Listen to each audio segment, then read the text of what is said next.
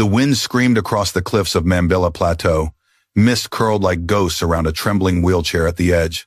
"Please, my son, wait, Madame Ijeoma," Kalu's frail voice cracked through the fog. But Chinedu's eyes were steel, his hand locked with Zuri's. One final shove metal clashed a scream, vanished into the abyss. The scarf that once shaded a mother's head drifted upward, kissed by sunlight before it disappeared into the clouds. 3 months later, Port Harcourt glittered with gold and lies. Billboards praised the golden couple of Kalu Rise. Cameras flashed, champagne spilled, and no one remembered the woman who built it all until the curtain lifted. There she was, alive in her wheelchair, her eyes fierce as lightning. The crowd gasped. "You thought I fell," she said, voice trembling yet powerful. "But the mountain you kicked off was me." Before we enter this storm of betrayal and redemption, tell me, where are you watching from? Abuja, Accra, Nairobi, or London? Drop your city and time below. And don't forget to subscribe for more African stories that pierce the heart and awaken the soul. The first time Madame Ijeoma Kalu saw the skeleton of a building rise from mud, she wept, not because the concrete was perfect, but because the workers laughed as they hauled up buckets like they were lifting the Sunday. Back then, Port Harcourt wasn't a bouquet of fuel flare lights and billboard bravado. It was an obstinate river city that ate shoes and swallowed tires every rainy season. Her husband, Emeka Kalu, would step into the marsh at dawn, trousers, rolled ledger tucked under his arm, and grin at her as if wealth itself were a hymn that two people could hum into existence. He called their company Kalu Rise because he said, "We will rise by raising others." The name clung to him like the scent of cement and pepper soup, and to her like a prayer. On Saturdays, when most men bragged about contracts, Emeka counted people instead. How many women traders he advanced small loans to, how many apprentices he paid to learn electrical work, how many young men he convinced to finish their evening classes. He believed a business without a moral backbone was a mansion with termites dancing in its beams. On the day they registered the company in Abuja, he stood with her at a window that showed a smear of orange dusk on glass towers and whispered, "If I leave before you, keep this house of mercy standing. Don't let gold drown our grace." He was not a poet by nature, but grief turns ordinary men into prophets. Within a year, his heart, too generous, too hurried, betrayed him. He died with his spectacles on, and his finger still marking the line where a foreman's wages needed correcting. The city stilled for him. At the funeral, welders with palms like maps carried the casket. The women he'd helped sold food at the gate for free. The choir sang rough and tender. People said he gave like it was a surname. And there, under a canopy sagging with rain, Ijeoma made a vow, without theatrics, "I will keep the lights on." She did it first with stubbornness, then with skill. Her wheelchair entered boardrooms like a question the greedy couldn't answer. She learned to read contracts the way a mother reads fever, by touch and by intuition.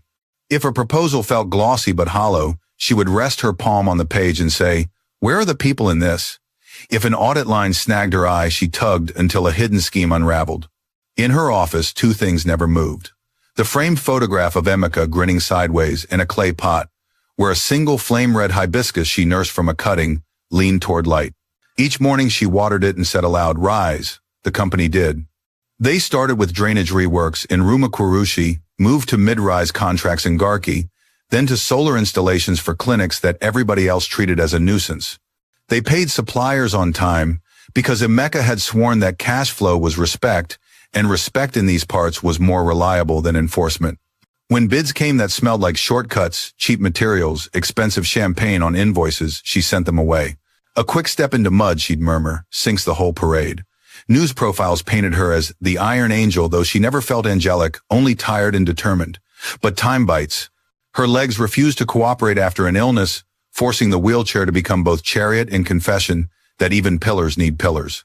When the doctors called her back for checkups, she deflected with jokes and softer sweaters. She had no time to be ill. A payroll awaits, no pity. She pinned all her softest dreams on her son Chinedu. He grew up between rebar and ledgers, collected science prizes in secondary school, and then, because it seemed like the next right thing, left for the UK to study finance and systems. He wrote her emails about algorithms that forecast risk and about cities where trains apologize for being 30 seconds late. She printed every message and slid it into a blue folder labeled Return. With a mother's careless certainty, she imagined he would come back brimming with gratitude and tools to draw their company into a new century without snapping its soul. He returned with crisp suits and a silence like a pane of glass. Abuja looked different to him, less a place and more a chessboard.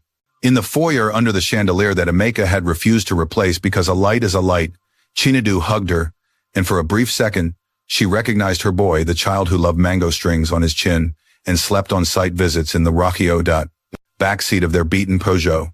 Then the second ended. His eyes focused past her toward the conference room, where the city's future negotiated itself daily. "Mother," he said, smiling beautifully, "Kalu Rise needs to scale." "Scale what?" she asked, teasing. "Mercy margins," he replied lightly, and every syllable clinked. In his first month back, staff adored him. He was charismatic as a campaign jingle and moved with the economy of a dancer. He stayed late, studied legacy contracts, and spoke to site managers with the unearned ease of a prince who had watched servants work.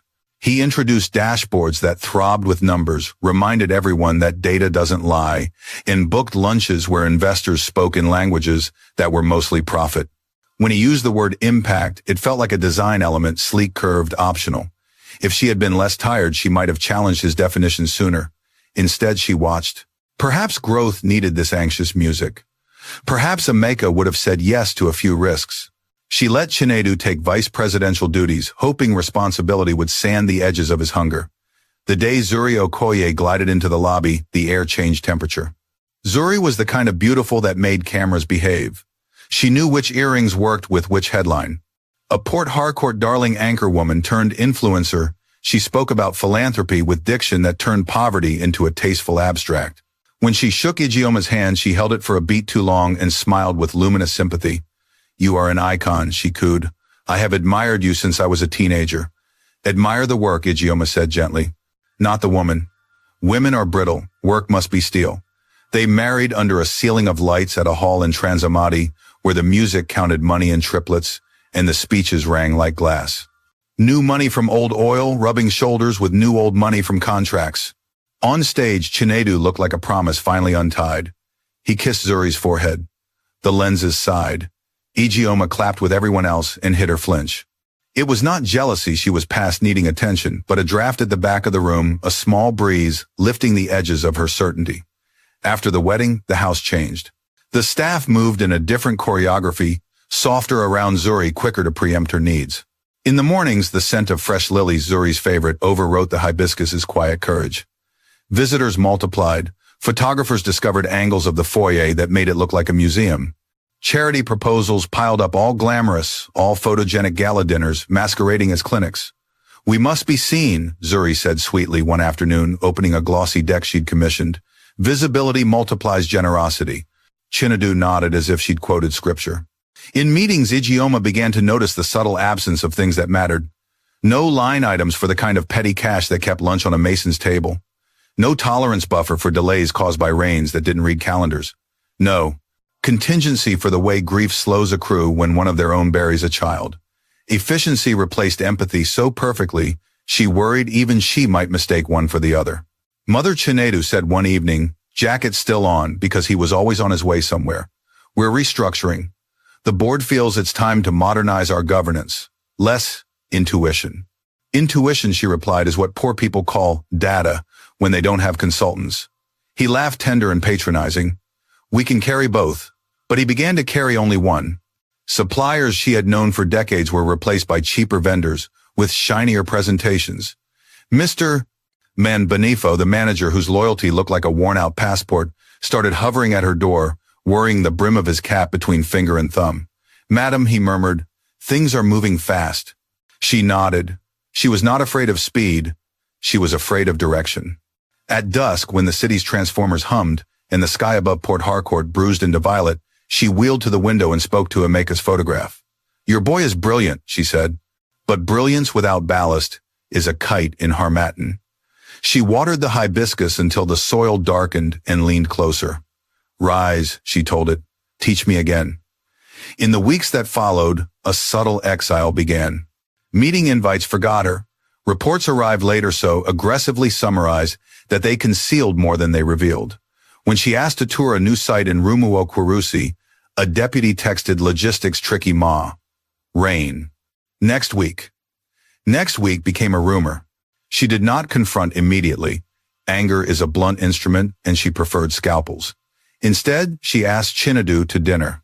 She cooked jollof the way he liked chili reckless fish. tender as if taste could rewind a decade.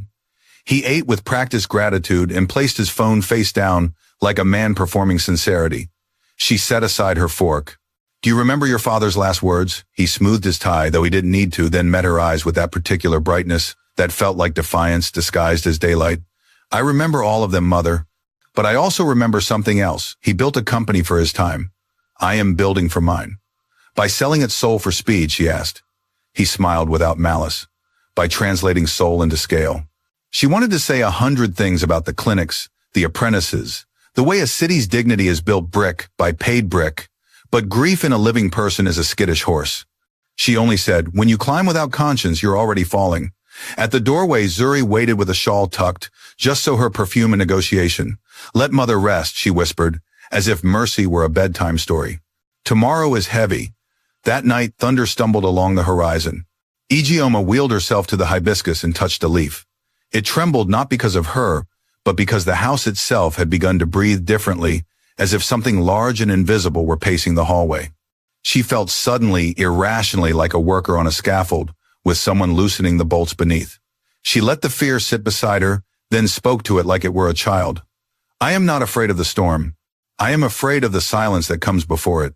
She rolled to the window, listened to the city's uneven heartbeat, and rehearsed what she would do if the worst came. Not vengeance. She knew vengeance rotted the hand that held it, but a plan carved from law and patience, and the kind of courage that looks like stubbornness on bad days. At dawn, when the first Okadas stitched their way through puddles and the muezzin's call braided itself with rooster brag, she dressed for work in her neatest wrapper, fixed her scarf, and pinned Emika's old safety pin in the fold, like a talisman. The building's elevator sighed her up to the floor, where a dozen decisions always waited with their teeth out. She was ready to be gentle with what deserved it and ruthless with what didn't. The doors opened. The corridor was bright as a theater. From the boardroom came laughter, the new brittle kind. Ijeoma took a breath that tasted like iron and hibiscus. Somewhere deep in her ribs, an old drum started keeping time. She rolled forward every inch, a woman who had been asked by life to carry more than her share and had decided politely to do it anyway. The elevator doors parted to the rhythm of laughter, the kind that echoes off glass and power. Madame Ijeoma wheeled forward her bracelets, tinkling faintly, a fragile counterpoint to the metallic arrogance in the room. Inside the boardroom, young executives were gathered around Chinedu, like bees orbiting a new Sunday slides, flashed across a huge digital screen. Kalu Rai's global expansion plan. The colors were sharp, the tone urgent.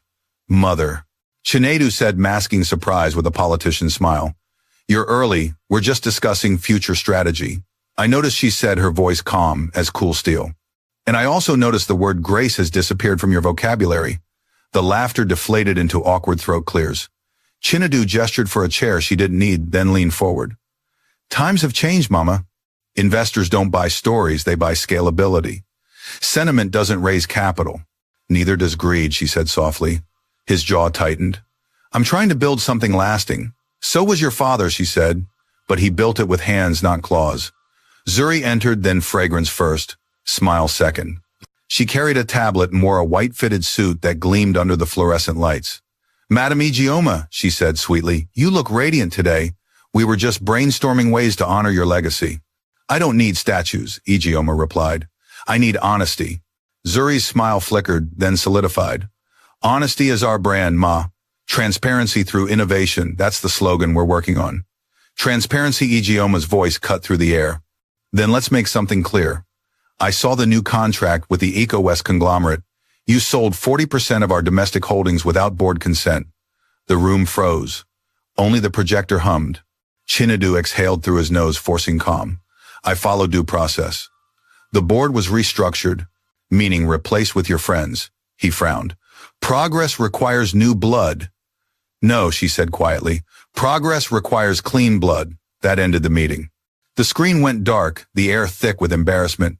Chinedu straightened his tie, every inch the CEO he had always wanted to be, and muttered, "We'll talk later." That night, rain bullied the windows. Ijeoma sat alone in her study, the scent of wet hibiscus filling the room. She dialed Mr. Mambanafo. "Come tomorrow," she said. "Bring the ledgers, the real ones." He arrived before dawn, his umbrella leaking, his face pale. "Madam," he whispered, shutting the door behind him, "I shouldn't even have these." From his worn satchel, he drew out printed spreadsheets, stamped invoices, and USB drives. Mr. Chinedu transferred money through shell accounts, one registered in Ghana, another in Dubai. They call it innovation funds. But the sums they're bleeding the company. She flipped through the pages, her hands trembling only once. Numbers stared back like open wounds.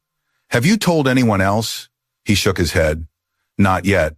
They'd call it insubordination. Then it's integrity, she said. And integrity is rarer than oil. She dismissed him with thanks, then turned off the lamp. The city hummed below like a restless conscience. She reached for the photo of her husband. In Mecca, she whispered, your son has built a ladder to heaven on bones. What kind of mother tears it down? Thunder answered. Morning brought Zuri's perfume before her voice. She entered without knocking, as if rooms waited for her. Mama, you've been up all night again, she said, draping a silk shawl over the back of the wheelchair. You must rest. Stress is poison. So is deceit, Ijeoma murmured. Zuri pretended not to hear. Chinedu worries. He wants you to take a short retreat, maybe upcountry Mambilla Plateau, fresh air sunlight. You'll feel renewed. Ijeoma turned her gaze to the window. The hibiscus outside swayed under a sudden gust. Tell him I'll think about it. Zuri smiled triumphant in the smallest corner of her mouth. He'll be delighted. When she left, Ijeoma looked down at the ledgers again. The figures seemed to whisper, you raised a storm. Days later, a press conference filled the atrium of Kalu Rise's Port Harcourt branch. Cameras flashed. Journalists praised the forward-thinking leadership of CEO Chinedu Kalu and his wife Zuri. They spoke of modernization, of expansion to Ghana and South Africa. In the background, Madame Ijeoma sat quietly, her wheelchair parked near a pillar like an inconvenient relic. Reporters snapped photos of Zuri's diamond earrings, Chinedu's watch, the logo of Kalu Rise rotating on a massive LED wall. When someone asked about the founder, Chinedu said warmly, my mother taught me everything I know. The crowd applauded, unaware that her eyes were on the contracts in his hand, not his face. After the event, she rolled to him. A fine performance, she said. Public image, he replied. Perception drives growth. Truth drives survival, she said.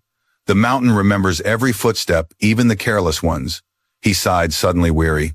Mother, why must you make everything moral? Business isn't church. Then maybe that's the problem, she said. He turned away, muttering, you'll understand soon. The way he said it chilled her more than the rain. Later that week, Ijeoma visited the main construction site at Rumuokwarusi unannounced. Workers paused, startled to see her. Madam, you came yourself, one cried. She smiled, just checking the bones of the building. But as she inspected the steel, she noticed cheaper substitutes, thin rods, rusted edges. A young foreman avoided her eyes. We just follow new directives, Ma, he said. Management says cut costs fast. Cut costs, lose souls, she murmured. She ordered samples tested. The results confirmed her fear: structural fraud. The building might stand, but it would never stand safely. That night, she prepared to confront Chinedu again. When she entered his office, he was on the phone, voice sharp.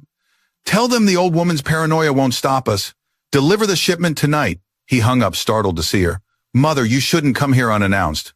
Neither should lies, she said. They never knock either. She laid the report on his desk. You're endangering lives.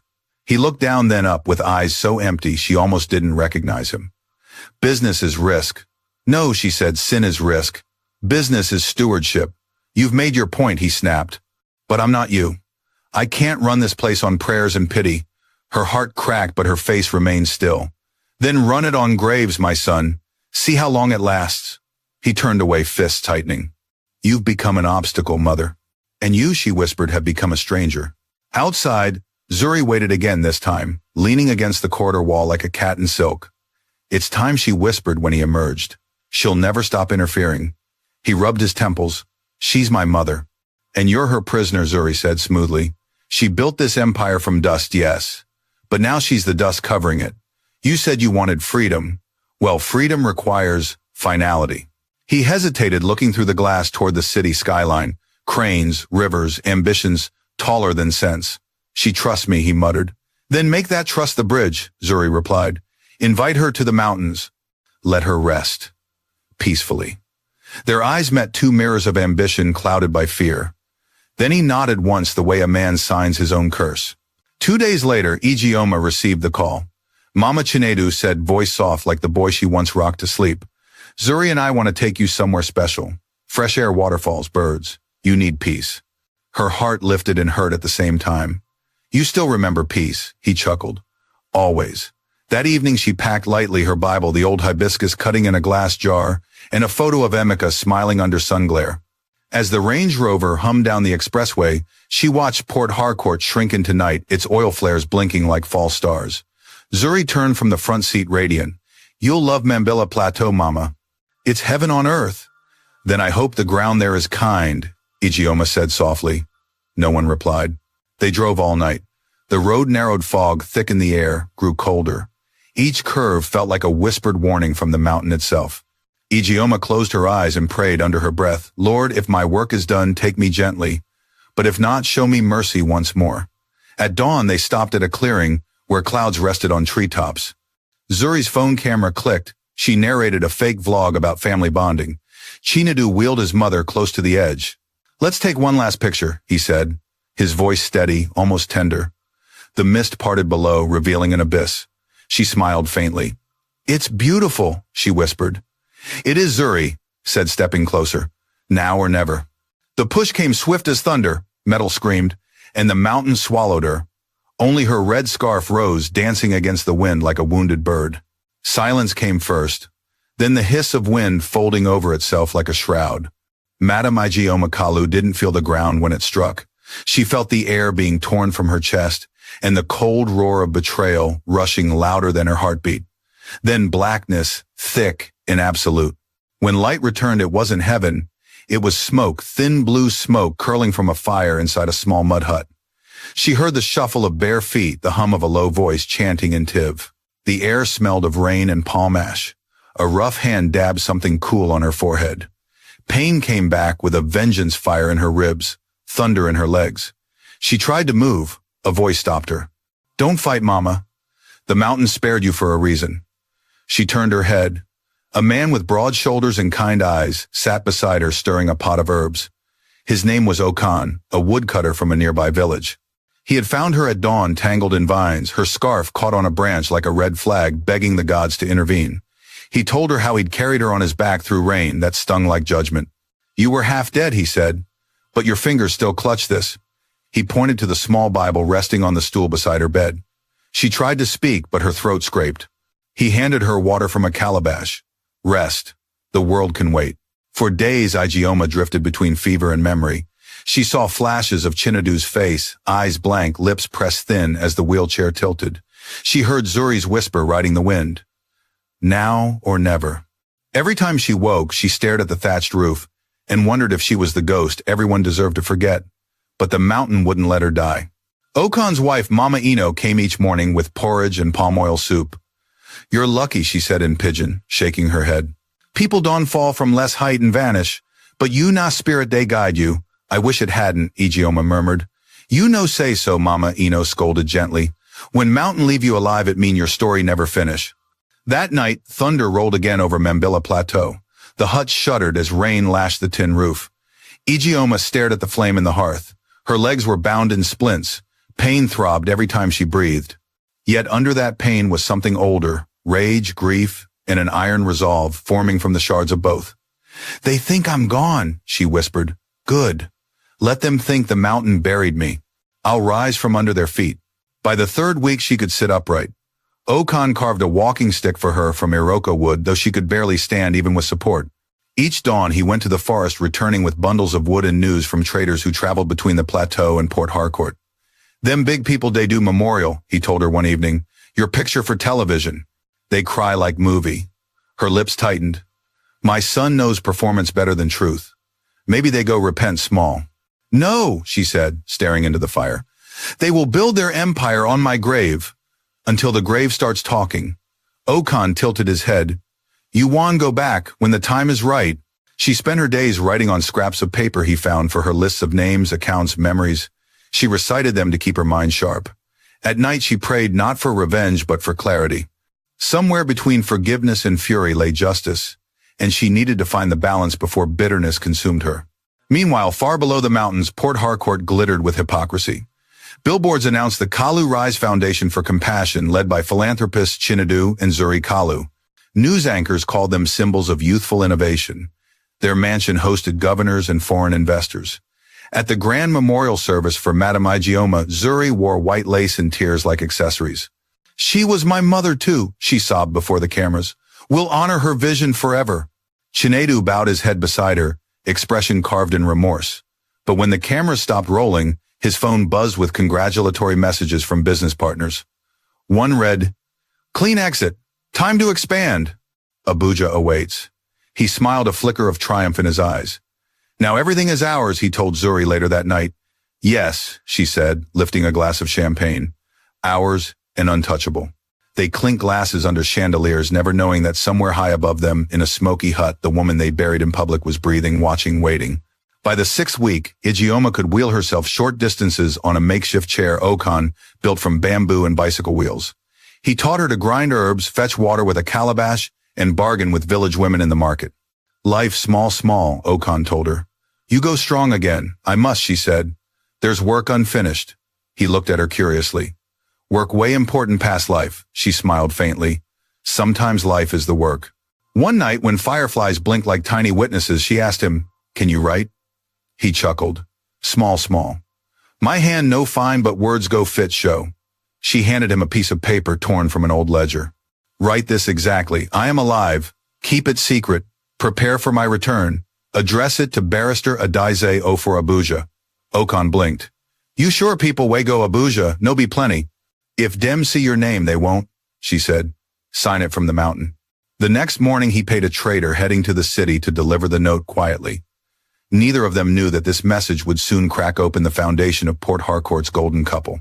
2 weeks later, a dusty pickup truck wound up the narrow plateau road. Its tires sprayed gravel like sparks. Inside sat a woman in a gray suit, eyes rimmed with disbelief, Barrister Adaize Ofor. When she stepped into the clearing and saw Ijeoma thinner, scarred, but alive, her knees gave way. "My God," she gasped. "They said you were dead." "I saw the footage. Footage can lie," Ijeoma said calmly. "But wounds don't." Adaize embraced her carefully. "How did you survive?" "The mountain caught me," Ijeoma replied. "Now it's time I catch the liars." For hours they talked inside the hut. Adaize laid out the corruption that had unfolded: forged signatures, fake insurance claims, offshore accounts in both Ghana and Cyprus. The Kalu Rise Foundation was a shell laundering millions. "They've even transferred part of your estate to Zuri's name," Adaize. "And the death certificate, they filed it under Abuja registry. I verified it myself." Ijeoma's hands trembled slightly on her lap. "They buried me with paper instead of soil." "Then we'll exhume you with truth," Adaize promised. But Ijeoma shook her head. "Not yet. If I return now, they'll spin it as madness or blackmail. Let them dance longer. The fall will be louder." That night, thunder boomed again, rolling down the mountain like a divine drumbeat. Ijeoma sat by the fire with Okan and Adaize. "You plan revenge?" Okan asked quietly. "I plan revelation," she said.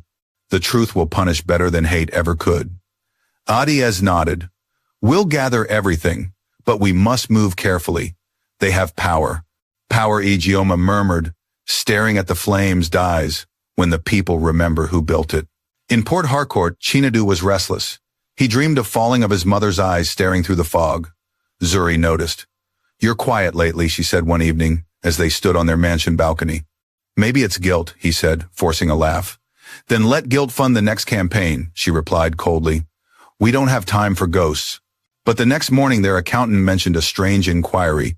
Someone from Abuja had requested old authorization forms bearing Ijeoma's signature. Chinedu froze. Who didn't catch the name? Just a woman's voice. Said it was for an archive check. He turned toward the window. The wind outside rattled the glass like knuckles on a coffin. Far away on the plateau, dawn painted the clouds gold. Ijeoma looked out over the valley, her red scarf tied around her neck once more. Okan packed her few belongings into the truck. "You really going down there?" he asked. "Yes," she said softly, "but not as the woman they remember." Adaize tightened her grip on the steering wheel. "We'll reach Abuja by nightfall. From there we move in silence." As the truck rolled down the mountain, the mist closed behind them like a curtain after a play's first act. Above, a single bird soared against the wind, its wings scarred yet steady. And somewhere below, in a city blinded by ambition, a mother's return had already begun to stir the ground. The journey down from Mambilla Plateau was long and rough, part exile, part rebirth. Each mile felt like a bruise on Madame Ijeoma's memories. The air grew thicker, warmer, smelling of rain-soaked earth and exhaust. When the truck finally rolled into the outskirts of Abuja, twilight had begun to gather.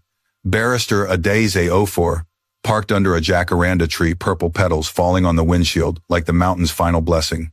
"We'll stay at my aunt's house for now," Adeze said. "No one must know you're alive until we're ready." Ijeoma nodded, her scarf pulled low.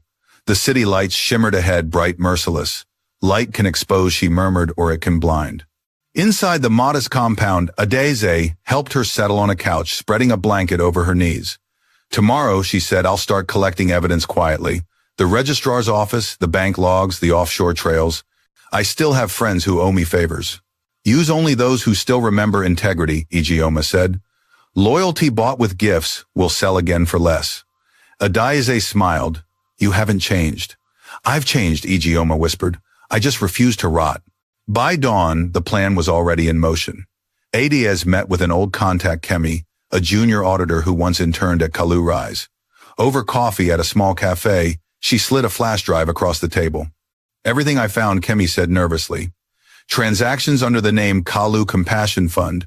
They siphon money to shell companies in Ghana and Cyprus. The signatures are digital forgeries copied from Madam's old memos." Adeze's throat tightened. "You've done well, child. But say nothing of this." "They must think the past is buried." Kemi nodded. "You think Madam Ijeoma's really gone?" Adeze met her eyes, a faint smile touching her lips. "Gone mountains don't disappear. They just wait for clouds to clear." That evening, Adeze returned to the safe house. Ijeoma sat by the window, the hibiscus cutting on the sill, leaning toward light. "It's growing," she said softly. "Even broken stems can bloom again." Adeze laid out the documents on the table. "Here, proof of forged death certificate, fake insurance claim, and offshore transfers. Enough to destroy them in court." Ijeoma studied the papers without flinching. "Not destroy," she corrected. "Reveal. Let their own shadows do the work." Adeze frowned. "You're too kind." "After what they did, kindness isn't weakness," Ijeoma interrupted. "It's control. Anger burns fast. Justice burns steady." Outside, thunder rumbled, a storm approaching Abuja from the south. Meanwhile, in Port Harcourt, the empire of lies shone brighter than ever. Billboards of Chinedu and Zuri Kalu now featured slogans like "Grace, reborn through compassion." Their charity galas streamed live on social media with guests dressed in white, their laughter sparkling like coins. Zuri thrived under the spotlight. "Darling," she said one morning, scrolling through her phone, "the BBC wants to feature us. Can you imagine? The couple transforming tragedy into legacy." Chinedu poured his coffee, his reflection flickering in the cup. "Legacy," he muttered. Strange word for something built on ashes. What was that? Nothing, he said quickly, but his tone had lost its former confidence. Nights were harder now. He dreamt of a red scarf floating in fog of hands reaching through clouds. He'd wake drenched in sweat, the sound of metal scraping echoing in his skull. Zuri mocked his unease. "You're still haunted." "The mountain took her. We gave her a queen's burial in the media. No one suspects a thing." "Sometimes," he whispered, "I think the mountain gave her back." Zuri laughed, a bright, brittle sound. "Ghosts don't sue in court, my love. Relax." But as she turned away, she missed the flicker of guilt, crossing his face, a guilt that would soon unravel them both. Back in Abuja, Adeze arranged a secret meeting with an influential ally, a retired judge named Chief Onwuba, known for his moral spine. They met in a dim cafe behind the federal secretariat. Adeze slid the flash drive across the table. "This holds everything, but we need the right moment to present it." When public eyes are watching, Onwuba examined her quietly.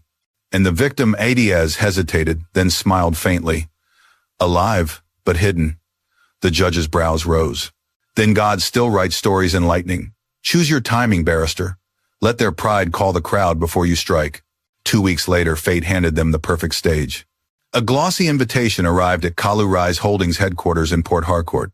"You are cordially invited to a grand ceremony honoring the founding visionary of Kalu Rise, Madam Ijeoma Kalu." The sender was anonymous. The date said exactly 3 months after her death. Zuri read it aloud, her voice trembling with pleasure. "They're honoring us through her name. Imagine the headlines." Chinedu frowned. "Who organized it?" "The board probably," Zuri said.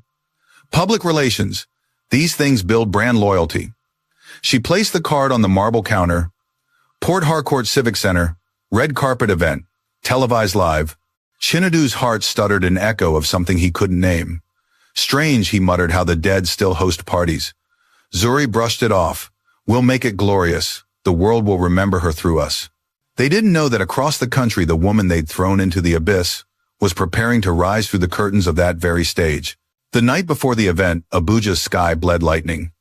In the quiet house, Ijeoma couldn't sleep.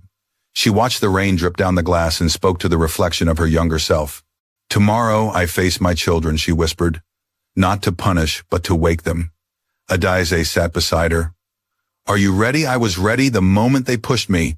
Then tomorrow, Port Harcourt will see resurrection. Dawn broke with a copper glow.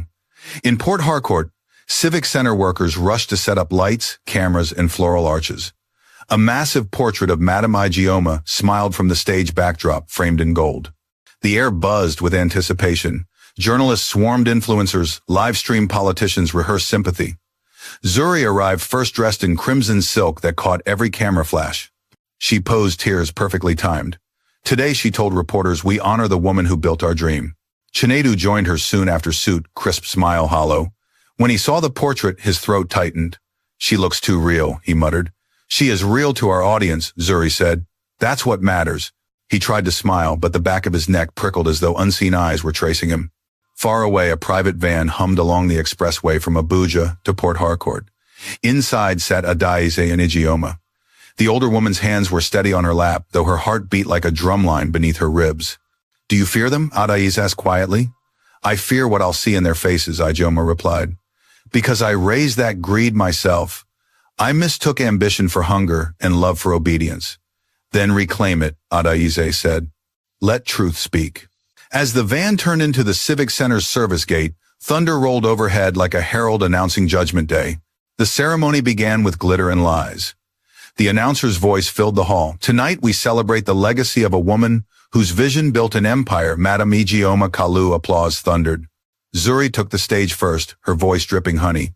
Though she's gone, she said, her light guides us. Chinedu followed, holding a microphone, his practiced charm returning. My mother taught me that integrity is wealth. We hope to continue her vision through Kalu Rise Foundation. He stopped. The lights flickered. A hush swept the hall as the giant curtain behind them began to lift, slow, deliberate. From the darkness emerged a silhouette in a wheelchair. The spotlight found her silver hair, scarred forehead, eyes blazing like dawn breaking through thunderclouds. Gasps rippled. Phones rose. Cameras clicked. Someone screamed. Impossible, Zuri whispered, stumbling backward. Chinedu froze, his face draining of color. Mother, he croaked. Madame Ijeoma Kalu smiled, calm and terrifyingly alive. You thought the mountain buried me, she said, voice steady as steel. But you forget the mountain does not swallow its own blood. The crowd erupted, shocked murmurs, reporters surging forward. Flashlights exploded like fireworks. Zuri clutched Chinedu's arm. We have to leave now. But Ijeoma raised her hand. Sit. The word cracked through the hall like thunder. You built your empire on a grave. Now let the grave speak. Every camera turned toward her as the hall fell into breathless silence. And in that charged moment beneath the bright lights of Port Harcourt's golden city, the dead had returned, not for vengeance, but for truth. The hall froze in disbelief. 1,000 whispers collided, echoing off the marble pillars of the Port Harcourt Civic Center. Lights flashed like lightning, trapped indoors. On stage, the portrait of Madame Ijeoma Kalu loomed above her, painted in gold and framed by lilies, while the living woman herself sat beneath it, breathing real defiant. Zuri stumbled backward, her heels scraping the polished floor. This is a trick, she gasped, clinging to Chinedu's arm. She's dead. You saw it, she fell. The cameras turned in a single, synchronized motion, catching every tremor on her face. Chinedu couldn't speak. His hands trembled, his throat tightening until his tie felt like a noose. Every muscle in his body screamed denial, but his eyes couldn't look away from the truth that stared back. His mother's eyes, scarred yet unwavering, glimmering beneath the lights like fire resurrected from ash. Ijeoma Kalu, the event host, stammered into the mic. Ladies and gentlemen, the founder of Kalu Rise Alive. Gasps erupted. Reporters surged forward. The sound of camera shutters filled the air, a storm of clicks and disbelief. Madame Ijeoma lifted a hand. Please, she said, her voice steady as thunder rolling from the mountains. Let them hear me. I have been silent long enough. The crowd obeyed as if under a spell. Even the lights dimmed slightly, casting her in a soft glow that made her scars gleam like metals of truth. She turned toward her son. When you pushed me, Chinedu, you thought gravity would finish what greed began. But the earth rejected me. The mountain I fell from was not meant to bury me, it was meant to witness. Murmurs rippled through the audience. Phones live-streamed every word. Somewhere in the crowd, a blogger whispered, "Number mother returns, it's trending already." Zuri's lips trembled. "You can't prove anything." Oh, Ijoma smiled, and for a moment the softness of a mother returned. Then allow the truth to speak for itself. At the signal, Barrister Adaize Ofor stepped out from the shadows, her black suit gleaming under the stage lights. She carried a leather folder sealed and stamped. Walking calmly toward the podium, she turned to face the crowd. "My name is Barrister Adaize Ofor, legal representative of Madam Ijeoma Kalu," she announced. "I stand here today not with accusations, but with evidence documents proving a forged death certificate, insurance fraud, and offshore embezzlement tied directly to the Kalu Rise Foundation." A stunned gasp broke across the room. Zuri's composure cracked. "This is madness, fabrications. That woman has no proof." Adaize clicked a remote. The LED screen behind them flickered to life, displaying scanned documents, the death certificate bearing Ijeoma's forged signature, bank transfers routed through Ghana, and photos of Zuri signing contracts in Ijeoma's name. And then came the video raw footage recorded by a construction worker's dashcam 3 months ago. It showed a black Range Rover parked at the edge of the Mambilla Plateau, a wheelchair, and 2 figures standing behind it. The image blurred, but the voices were clear. "Zuri now or never. Chinedu, mother, forgive me." Then the sound of a kick, a scream swallowed by the wind. The hall exploded with noise. Reporters shouted questions. Audience members covered their mouths. Someone screamed, "Arrest them," while another whispered, "God have mercy." Zuri went pale, her knees trembling. "It's edited. Lies. This is all deepfake." Silence. Adaize cut in. The footage was verified by 2 independent labs. "Your fake compassion is as hollow as your foundation accounts." Security guards instinctively moved toward the stage, unsure whom to protect. The air thickened with tension. Madam Ijeoma turned toward her son. "Chinedu," she said gently, "look at me." He couldn't. His body sagged, sweat dripping down his temple. "Mother, I didn't mean," she interrupted softly. "You meant every step that brought you to that cliff." "What you didn't mean was to face the day it would bring you back here." The crowd fell utterly still. "I am not here," she continued, her voice breaking, "but resolute to curse my son. I am here to cleanse a company built on lies. Kalu Rise was meant to lift people, not to crush them for profit. My husband's name is not for sale." From the front row, Chief Onwuba, the retired judge, stood and addressed the hall. "The evidence presented is legitimate. By law, this qualifies as attempted murder and corporate fraud. I urge immediate detainment of the accused pending investigation." Police officers, quietly briefed earlier by Adaize, stepped forward. Zuri screamed, clutching her husband's arm. "Do something, Chinedu, say something." He turned to her, his face ghostly white. "You said no one would ever find her." "She wasn't supposed to," Zuri hissed. "You were supposed to be the man your father never." "Enough," he snapped, the last shred of his pride cracking. Cameras caught every word, every glance. Across the internet live stream, comments poured in faster than the moderators could read. "Justice in Port Harcourt tonight. Number Grace Not Gold. Trending. Never betray the hand that raised you." Madam Ijeoma wheeled closer to the edge of the stage, her voice low but strong. "Listen to me, all of you who build towers of money upon graves. You think a mother's silence is weakness. But silence is only patience in disguise. The truth waits, and when it rises, it doesn't knock, it breaks the door." Her words rolled through the room like gospel. Tears streamed down faces, even among reporters hardened by scandal. Zuri collapsed into a chair, sobbing, half fear, half humiliation. "Please," she whispered, "have mercy." "Mercy," Ijeoma said quietly. "Mercy belongs to those who confess before the storm, not after it strikes." Then she turned to Chinedu. "My son, I prayed every night that your success would be my reward. Instead, it became my punishment. You can rebuild wealth, but can you rebuild honor?" Chinedu finally met her eyes, his own red with tears. "Mother, I lost myself. I wanted to prove I was strong." "You were always strong," she said softly. "But you mistook cruelty for strength." He broke, then collapsing to his knees before her wheelchair, sobbing openly as flashes burst from cameras like gunfire. "I'm sorry," he cried. "I'm sorry." The hall watched in stunned silence. Madam Ijeoma's trembling hand brushed his hair. Repentance doesn't erase the fall, my son, but it can begin the climb. She turned to the police. Take them. Let the law, not vengeance, speak next. As officers led Chinadu and Zuri away, reporters surged forward. Madame Ijeoma, what will you do now? One shouted. She looked toward the massive banner behind her, the one bearing her company's slogan, Rise with Grace. I will rise again, she said simply, but this time not alone. Thunder cracked outside, punctuating her words. In the corridor, as Zuri was pushed past flashing lights, she turned once more toward Ijeoma. You think the world will love you for this, she spat. They'll forget tomorrow. They always do. Ijeoma's eyes softened. Then I will remind them again the day after. The door shut behind the arrested couple, sealing the chapter of deceit. Adizi came to her side. You've done it. The whole country will hear. Ijeoma exhaled slowly, her gaze lifting toward the ceiling lights that glowed like a promise. No Adiez, she said. Now begins the harder work, not of justice, but of redemption. As the audience erupted in applause and news anchors outside declared the miracle of Port Harcourt, the old mother sat still amid the chaos. Her heart hurt not with victory but with the ache of knowing love had survived its own betrayal. And when she closed her eyes, she saw again the mountain mist parting the branch that caught her scarf, the hands of strangers lifting her from death. She whispered into the storm's memory, Thank you, Lord, for giving me back my fall so I could learn to rise again. The crowd's cheers swelled like waves. Flashbulbs painted the hall white. And through it all, Madame Ijeoma Kalu, scarred silent alive, became the living face of grace resurrected. Rain washed over Port Harcourt that night, as if heaven itself wanted to rinse the city clean. Streets shimmered with reflections of police lights and camera flashes. The Civic Center moments ago, the stage of humiliation and revelation, now buzzed with reporters filing urgent updates. The Miracle Mother returns corporate fraud, exposed Liv's son and wife arrested for attempted murder.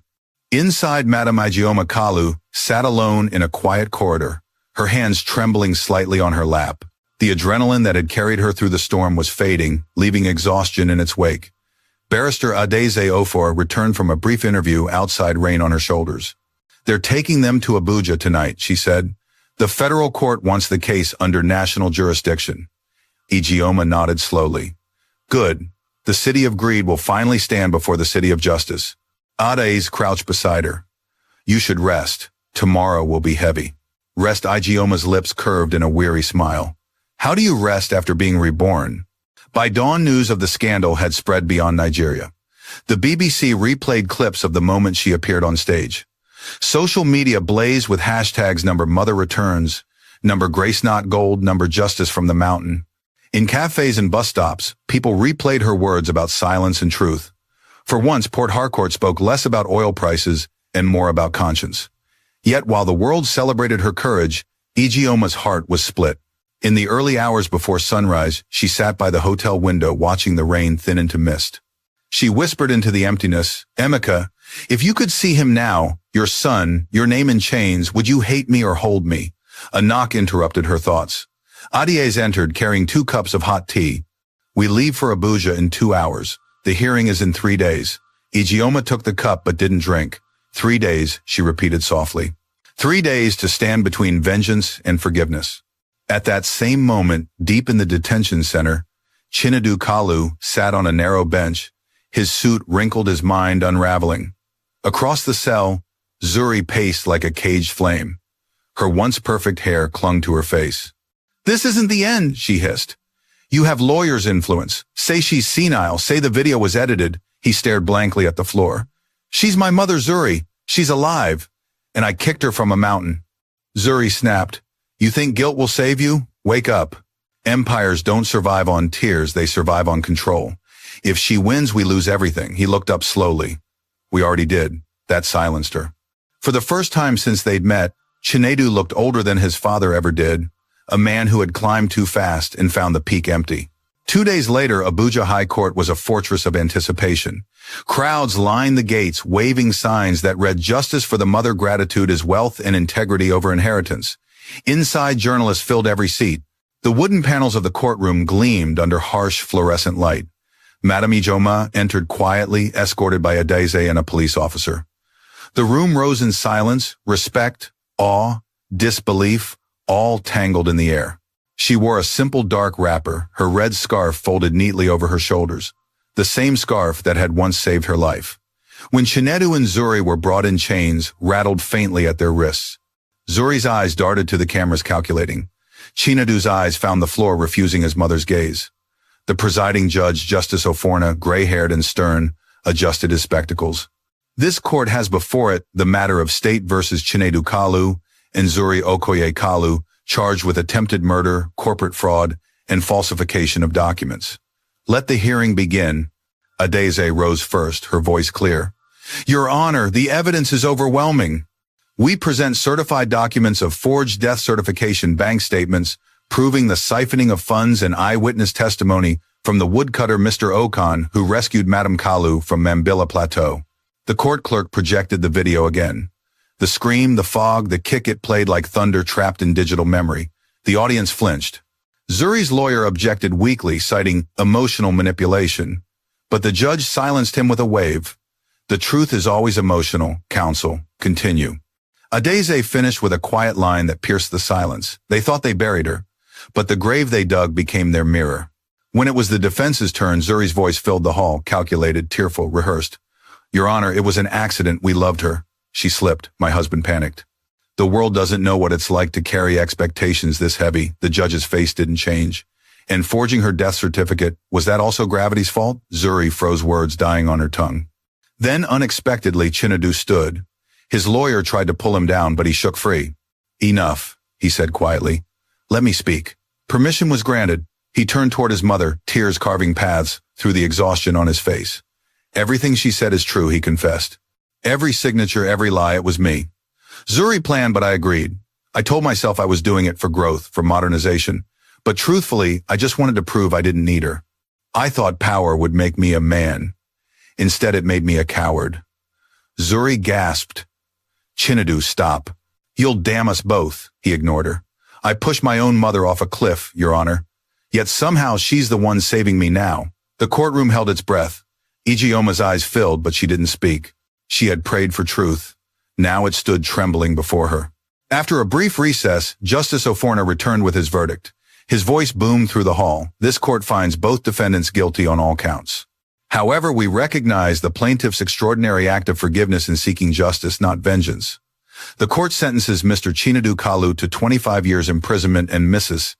Zuri Okoye Kalu to 20 years with restitution of all embezzled funds to Madam Ijeoma Kalu and Kalu Rise Holdings. Furthermore, the company shall be restructured under a humanitarian charter, henceforth known as Kalu Grace Foundation. The gavel fell 3 solemn strikes that echoed like thunder finding peace. Zuri screamed. Guards restrained her. Chinedu stood motionless, tears spilling freely. Mother, he whispered, I don't deserve forgiveness. Ijioma's voice trembled, but not from anger. Forgiveness is not deserved. It is given. And you, my son, must now learn to live like you once pushed to climb again, not for gold, but for grace. As they were led away, cameras flashed. The crowd outside erupted in song, an old Igbo hymn about redemption and the strength of mothers. Later that afternoon, Adaize and Ijeoma sat beneath a jacaranda tree outside the courthouse. Reporters swarmed beyond the gate, but the old woman's gaze was far away beyond the noise. You could have asked for the death penalty, Adaize said softly. No one would have judged you. I already buried them once, Ijeoma replied. This time, I'll let the law resurrect them differently. Adaize smiled faintly. And what now? Now, Ijeoma said, lifting her face to the golden sky, we rebuild. But this time not with concrete and steel, with hearts. She turned the red scarf in her lap, the one stained by both dust and salvation. I'll rename the tower in Port Harcourt, she added. No longer Kalu Rise Holdings. From today it shall be Kalu Grace Foundation. It will build schools for orphans, clinics, for the disabled, and training centers for women who've been told their time has passed. Adaize touched her shoulder. You're turning pain into seed. That's what mothers do, Ijeoma said. We plant even in ashes. The rain had stopped. The sun broke through clouds, casting shards of light on the courthouse steps, where journalists still shouted headlines. And for the first time in years, Madam Ijeoma Kalu smiled, not the polite smile of a CEO, but the quiet, trembling smile of a survivor who had looked into the abyss and found herself staring back alive. Somewhere beyond the horizon, thunder rolled again, not in anger this time, but like applause from the heavens. The morning after the verdict, Port Harcourt woke to a new rhythm. Vendors sang louder, Taxi drivers argued less. Newspapers vanished from stands before noon, all with the same headline: "The mother who rose from the abyss. Justice prevails." Inside her modest hotel room, Madame Ijeoma Kalu sat before the mirror, wrapping her red scarf with care. For the first time in months, she saw not a victim, not even a survivor, but a woman reborn from ruin. The line of the scar across her forehead glowed faintly under the sunlight sneaking through the curtains. "You kept me alive for this," she whispered to God. "Now teach me what to do with the rest." The door creaked open. Barrister Adesi Ofor stepped in, phone in hand, eyes bright. "Madam," she said, smiling, "the president himself sent a message of commendation, and the governor of River State wants to meet. They're calling you the Iron Angel of Port Harcourt." Ijeoma gave a soft chuckle. "Iron Rust, my dear. Let them call me something gentler, perhaps the mother who endured." But Adese shook her head. "The people need strength right now. They see you as proof that good can still win." Ijeoma's gaze drifted toward the window where children chased each other through puddles left by last night's rain. "If they see strength," she murmured, "then let it be the kind that lifts, not the kind that crushes." At noon they arrived at Kalu Rise Tower, now stripped of its old banner. Workers were replacing the sign with a new one, gleaming in gold: Kalu Grace Foundation. Reporters gathered at the front steps. When Ijeoma's car pulled up, applause erupted spontaneously. People clapped not for spectacle but for redemption. A journalist called out, "Madame Ijeoma, how does it feel to return to the very building your son once stole from you?" She smiled faintly. "I'm not here to take back a building," she said. "I'm here to rebuild souls." The words traveled faster than lightning across social media, quoted on every post, shared under the hashtag number Rebuild Souls Not Towers. Inside, the air smelled of fresh paint and hope. The giant portrait of her late husband, Mr. Emeka Kalu, had been restored to its rightful place behind the reception desk. Beneath it stood a plaque that read, "We rise by raising others." Ijeoma's fingers brushed the polished frame. "Welcome home, my love," she whispered. That afternoon, she convened a small meeting in the boardroom where greed had once festered. The walls still echoed faintly with memories of betrayal, but sunlight poured through the windows, now bright and relentless. Around the table sat Adesa, Mr. Mbenefo, and a few loyal employees who had quietly kept the company afloat through the chaos. "We will not chase profits anymore," Ijeoma began. "We will chase purpose." The Kalu Grace Foundation will allocate 70% of its earnings to 3 causes: education for underprivileged children, healthcare for the disabled, and empowerment for widows and single mothers. The remaining 30% will sustain operations. No more lavish parties, no vanity projects. Only grace. A young accountant hesitated. "Madam, that's generous, but risky." "How will we sustain growth?" she smiled. "When you plant enough good seeds, the harvest takes care of itself. Trust in moral arithmetic." Laughter rippled softly around the table, the first genuine laughter those walls had heard in years. Adese leaned forward. "There's one more thing. The court granted full restitution. That means all properties under Chinedu and Zuri's names revert to you, including the Lekki mansion." Ijeoma paused, thoughtful. "Sell it," she said. "Every piece of furniture, every chandelier bought with dirty hands. Use the money to build something clean, a rehabilitation center for the disabled. Call it the Mambilla Home. Let it stand where cruelty once built walls." Mr. Mbenefo nodded, tears shining in his eyes. "It will be done, madam." That evening, the foundation launched its first outreach project, a scholarship drive for children of widows across the Niger Delta. The event was modest, held in the same civic center that had once hosted her betrayal. As Ijeoma rolled onto the stage, the crowd fell silent. The soft rhythm of talking drums filled the air, followed by the voice of a young girl reading from a prepared card. "Madam Ijeoma Kalu, you taught us that falling is not the end of rising." Ijeoma smiled. "My dear," she said into the microphone, "sometimes God breaks you not to destroy but to reshape. I thought I lost everything when I fell from that mountain, but now I see it wasn't a fall. It was a descent into grace." Applause rose like a wave, filling the hall with warmth. The next day she visited Port Harcourt Correctional Center. The guards saluted her respectfully. Even they had seen her story on the news. "They've both been quiet," one officer said. The woman cries. "The son teaches literacy to other inmates." "Then let me see the teacher," she replied. They led her to a small courtyard. Chinedu was there, chalk dust on his fingers, teaching 4 prisoners how to write their names. When he saw her, his body froze. The chalk dropped. The other inmate stepped back silently, sensing something sacred in the air. "Mother," he whispered, voice cracking. She wheeled closer, stopping in front of him. The distance between them felt heavier than walls. For a moment, neither spoke. Then she said softly, "You're still teaching.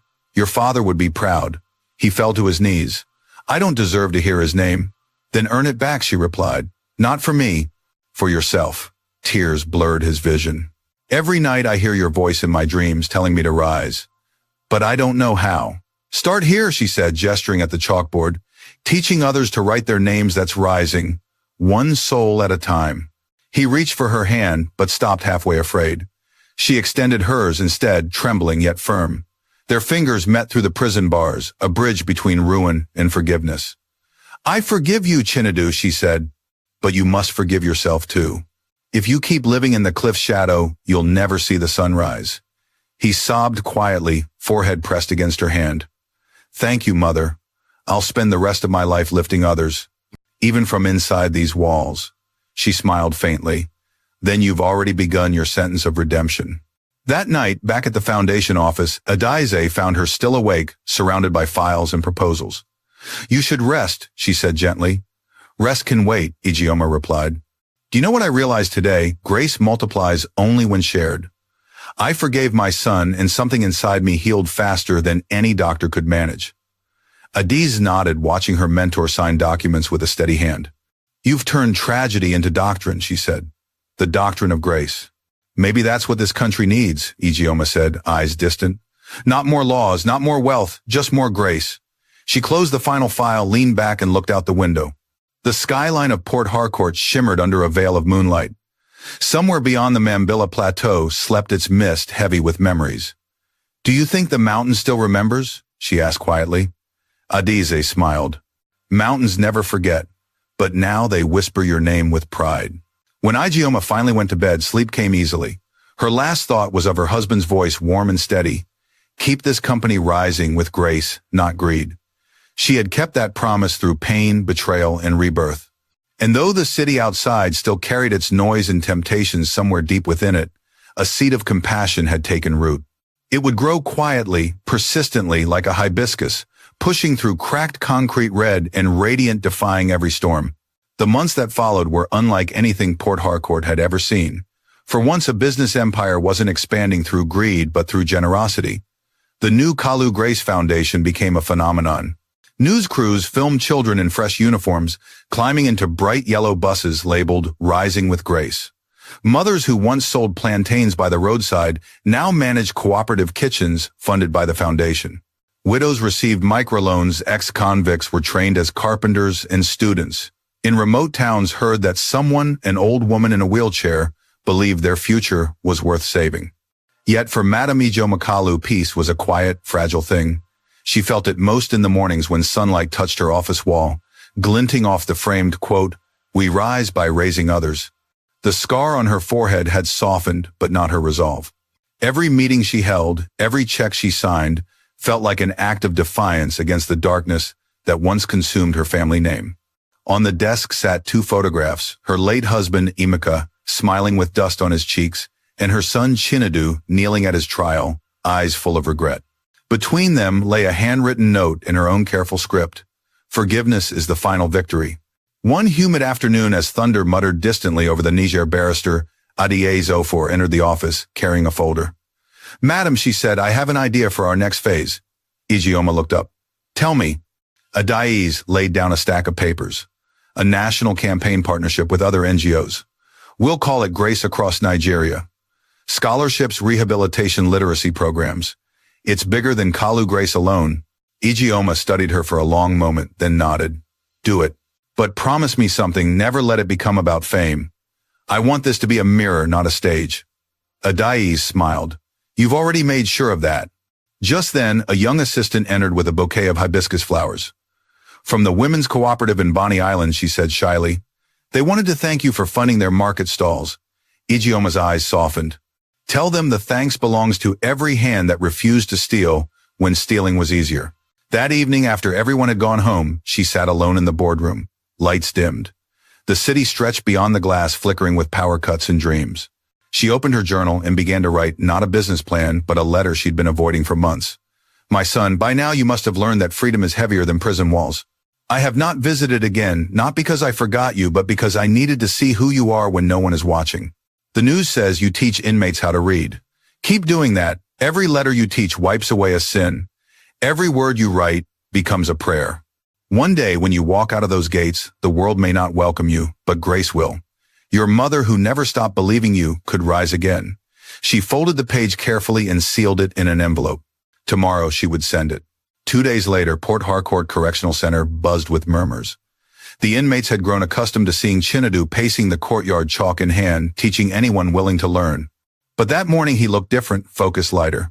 A guard handed him the envelope. From Abuja, the man said. Chinadu sat on the bench and read slowly, lips moving over every word. When he reached the line, every letter you teach wipes away a sin, his vision blurred. For the first time in years, he smiled, a real smile, small and broken, but alive. He folded the letter and placed it over his heart. Later that afternoon, he gathered his students. Today we learn a new word, he said, writing in chalk on the wall.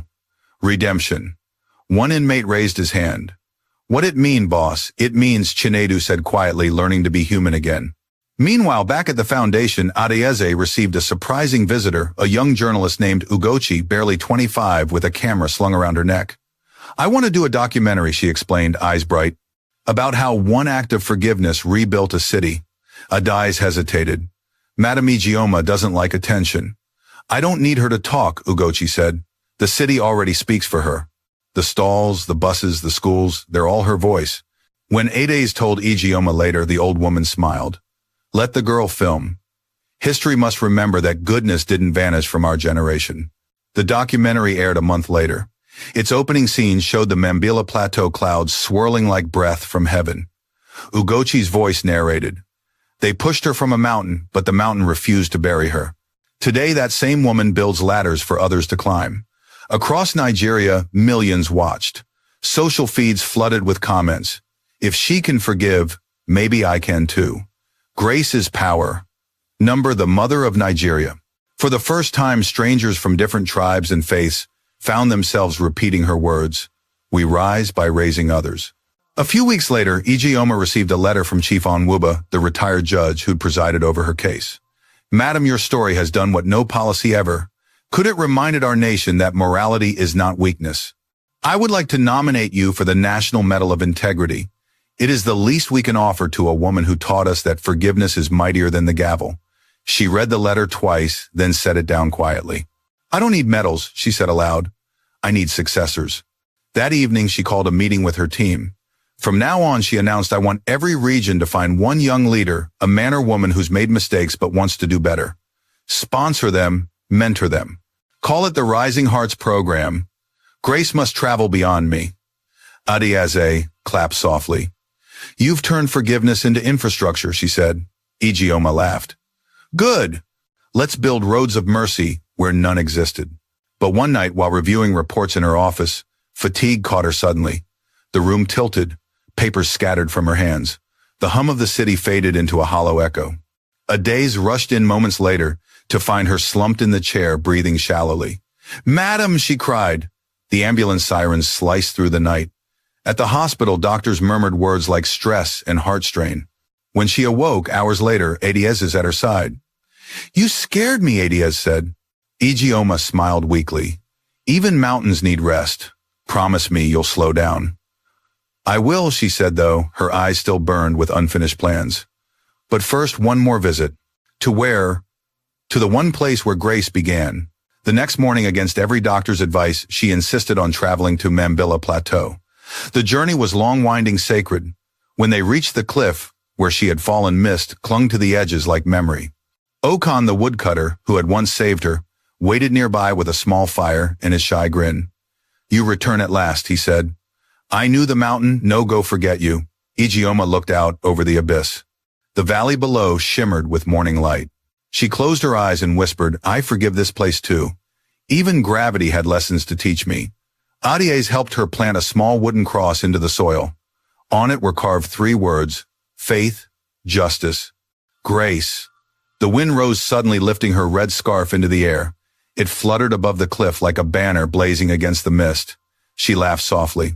It flies freer than I ever could. Okan bowed his head. The mountain bless you, Mama, and I bless it back, she said, for it gave me back my life and a reason to live it. As they drove down from Mambilla, Adieze looked at her mentor resting peacefully in the back seat, eyes half closed.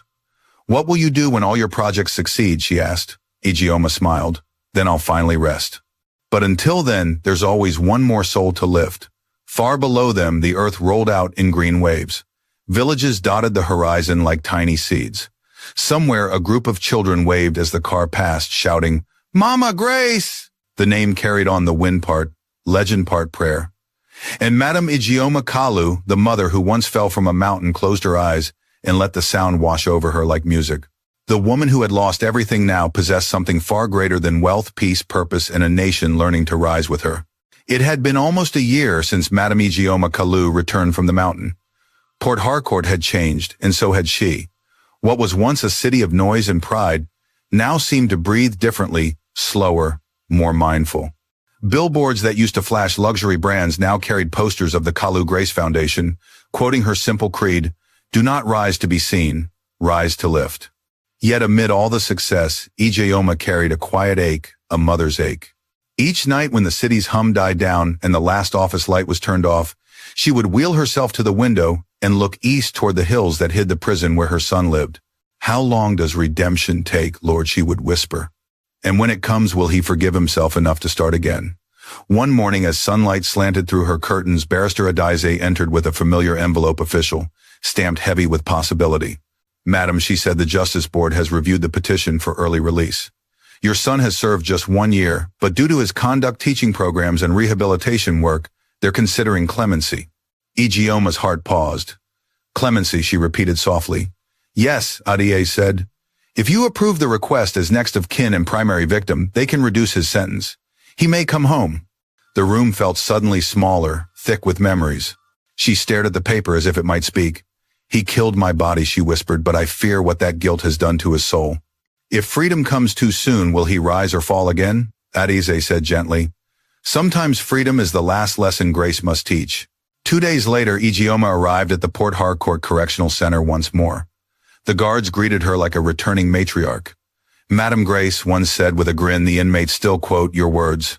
"Grace no de shouted act."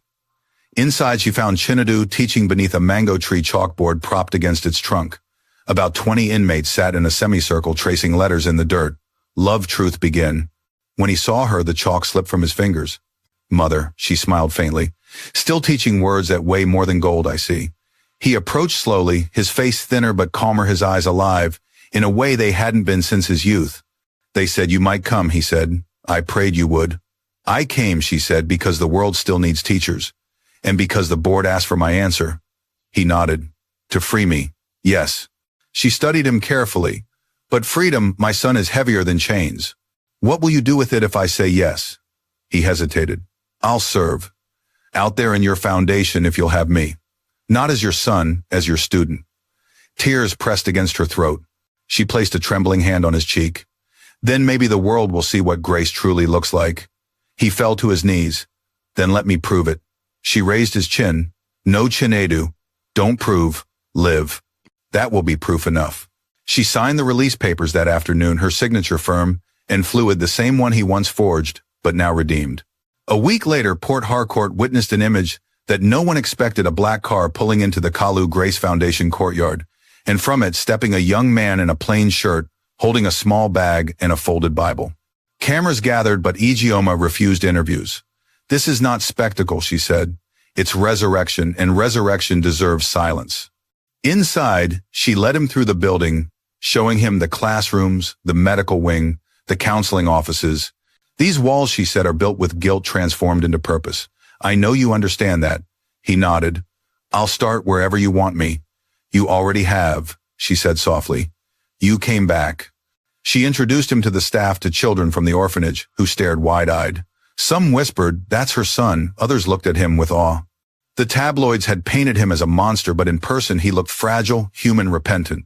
He began work the next day, managing literacy workshops for ex-convicts. At first, the employees whispered behind his back, wary of his past. But soon they saw how he refused privileges, ate with the janitors, and spent hours teaching children to sign their names. Slowly, suspicion melted into respect. Meanwhile, Zuri Okoye Kalu, his estranged wife, sat in her own cell in Abuja, unrepentant, bitter, convinced the world had wronged her. But that Ijeoma believed was a story for another time. Some hearts she knew needed longer winters before spring dared to come.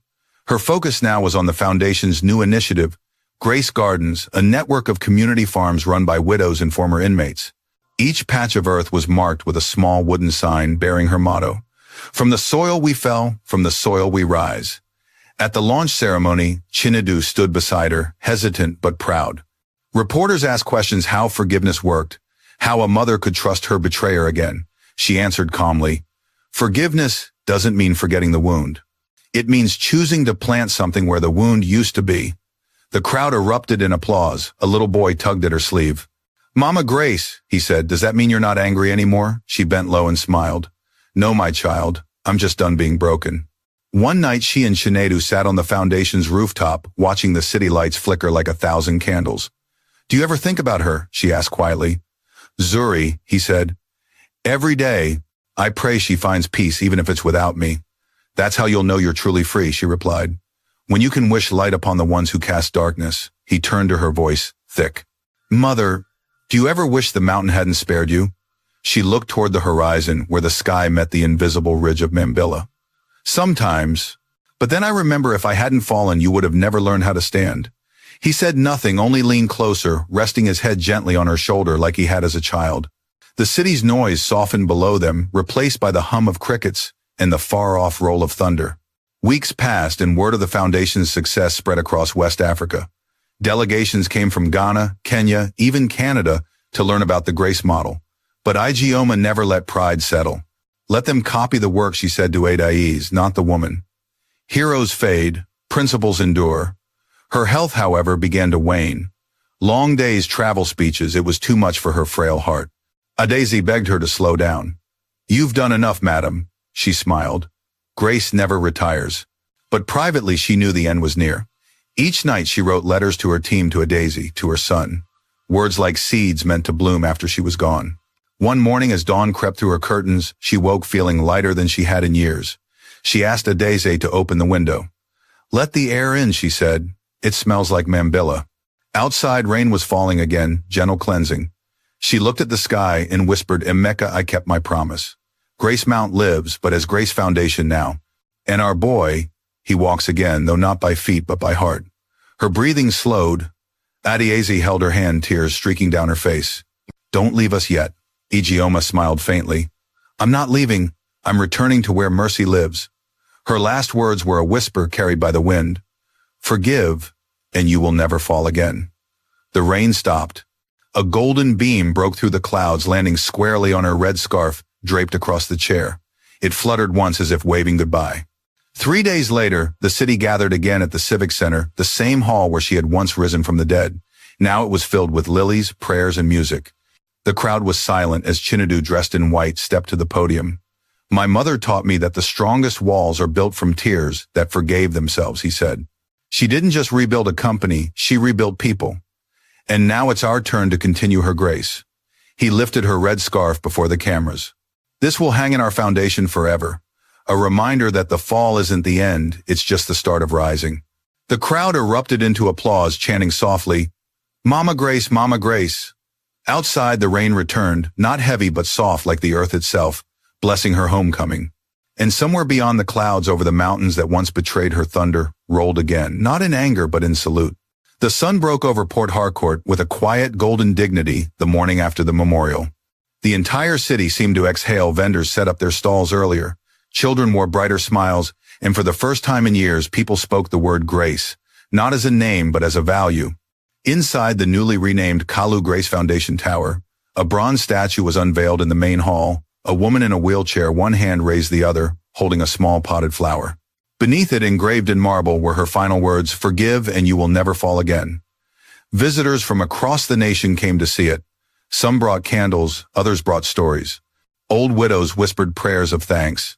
School children placed their first report cards at the statue's base. It was as if the whole country had found its moral compass again, quietly pointing toward one woman's example. At the heart of this transformation stood Chinedu Kalu, no longer the heir of greed, but the custodian of his mother's legacy. Gone were his designer suits and diamond watches. He now wore simple shirts, sleeves, rolled up the red scarf she'd left behind, tied neatly around his wrist. It was his reminder of the mountain of the mercy of the mother who fell and rose so he could learn how to stand. 3 months after the memorial, the foundation had grown into a movement. Branches opened in Abuja, Enugu, and Calabar. The Grace Gardens fed over 2,000 families. Scholarships sent 300 children to school. The government even announced a new annual honor, the Ijeoma Kalu Award for Ethical Leadership. Yet Chinedu knew numbers were never his mother's real mission. "We're not counting buildings," he told the team during their morning meeting. "We're counting hearts." His colleagues nodded, inspired. But that night alone in his office, he stared at her photograph and murmured, "How do I keep your fire alive, Mother, without burning myself?" The answer came not from heaven but from habit, a knock on the door, soft and hesitant. It was Adezo IV, the barrister who had walked beside Ijeoma from betrayal to redemption. She carried a stack of folders. "Still working late, I see," she said, smiling sadly. "Habit runs in the family," he replied. She placed the folders on his desk. "These are letters from across Africa, people wanting to start their own grace centers. Sierra Leone, Kenya, Ghana. They all want to carry her vision." Chinedu's eyes widened. "Across borders," Adayez nodded. "Grace travels fast when it's real." He looked out the window. The city glimmered under the rain. "Then we'll help them, not as a brand, as a family." Adayez hesitated before speaking again. "You've done well, Chinedu." "She would be proud." He turned back, voice quiet. "Would she forgive me fully?" "She already did," Adayez said gently. "Now it's your turn to forgive yourself." Weeks later, the foundation launched a new project, the Mountain School of Integrity, a training center for young leaders in business and public service. At the inauguration, Chinedu stood before an audience of students, entrepreneurs, and politicians. Behind him, a large mural depicted his mother's fall and returned a swirl of color showing the mountain as both grave and cradle. "My mother used to say," he began, voice steady, "that character is the only inheritance that grows when shared. She proved that truth doesn't die, it only waits for courage." He paused, eyes scanning the hall filled with people who had once mocked his family name. "She also said something I never understood until too late. Money builds towers, but integrity builds foundations. That's why you're all here, not to be rich, but to be right." The crowd erupted in applause. Some stood with tears in their eyes. Afterward, a young journalist approached him, notebook trembling. "Sir," she said, "you've transformed your mother's tragedy into something historic. What drives you now?" Chinedu looked at the mural, then at the camera lenses, glinting like eyes of the world. "The same thing that drove her," he said softly. "Faith in people, even when they fail." That night, after the guests had gone, he walked alone through the empty halls of the foundation. Every sound, the echo of footsteps, the soft hum of electricity, reminded him of his mother's heartbeat in the days when she fought alone. He entered her office untouched since her passing. The room smelled faintly of jasmine and old paper. Her wheelchair was still near the window, her Bible still on the desk.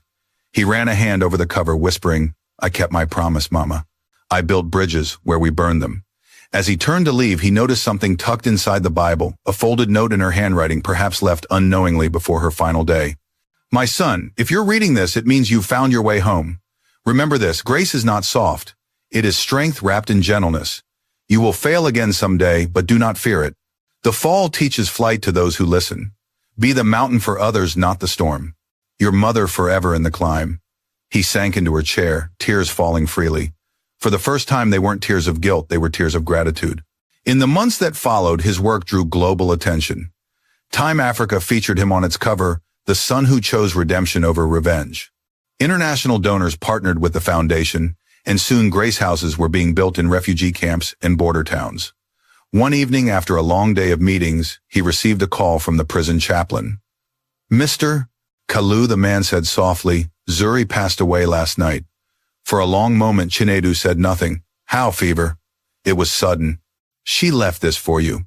The chaplain sent a scanned note, 3 short sentences scrawled in shaky handwriting. "Chinedu, I see now what she saw. Forgive me. Tell her thank you." He closed his eyes. The pain that rose in his chest was deep, but it wasn't the old burning shame. It was sorrow laced with peace. He whispered to himself, "I already forgave you, Zuri. I just didn't know you'd hear it from heaven."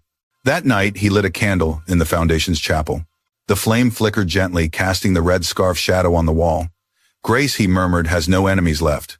Years later, the world would remember Madame Ijeoma Kalu not just as a survivor, but as the mother of grace. Her name would become a proverb in Nigeria. When you fall, fall like Ijeoma so the world learns how to rise. On what would have been her 82nd birthday, the government unveiled a new building in Abuja, the National Center for Ethics and Compassion, bearing her likeness. At the ceremony, Chinedu, now gray at the temples, eyes calm as the sea delivered the keynote speech. My mother taught me that forgiveness isn't forgetting, it's remembering without letting the memory poison you. She believed in a nation that could rise above its mistakes just as a family once did. I believe in that nation still. The audience stood clapping until tears blurred their sight. When the crowd dispersed, he lingered near the statue, his mother's bronze hands forever lifted toward the light. He whispered, "You see, Mama, even mountains cast shadows, but they also hold the Sunday." That night, back in Port Harcourt, the tower glowed golden against the dark sky. From her old office window, the lights of the city looked like scattered stars, each one a life she had touched. And as the evening wind swirled through the courtyard, the red scarf hanging in the lobby fluttered once more, catching the last light of sunset. It seemed for a heartbeat that the mountain itself was breathing again through every act of kindness, every whispered apology, every hand that chose to lift another instead of pushing them down. Because Grace had never died. It had simply changed address. It lived now in the city that once betrayed her in the sun, who once fell in the people who finally understood her truth. That no one truly rises until they've learned how to lift. Dear friends, Madame Ijeoma's story reminds us that power without compassion is poverty of the soul. True wealth is not measured by what we own, but by the hearts we heal, the wrongs we forgive, and the hands we lift when we could easily let them fall. Forgiveness is not weakness, it's wisdom. It doesn't erase pain, but it turns pain into purpose. If you've been betrayed, rise without bitterness. If you've fallen, rise with humility. And if you've caused harm, rise through repentance. Because every fall carries a lesson, and every lesson can become light for someone still lost in the dark. Where are you watching from today? Lagos, Accra, Nairobi, Johannesburg, London, or Hanoi? Comment below and share your city so the world knows that grace is alive in every corner. Subscribe to African Tales of Grace, where every story is a reminder that even the deepest fall can still become the beginning of a higher rise.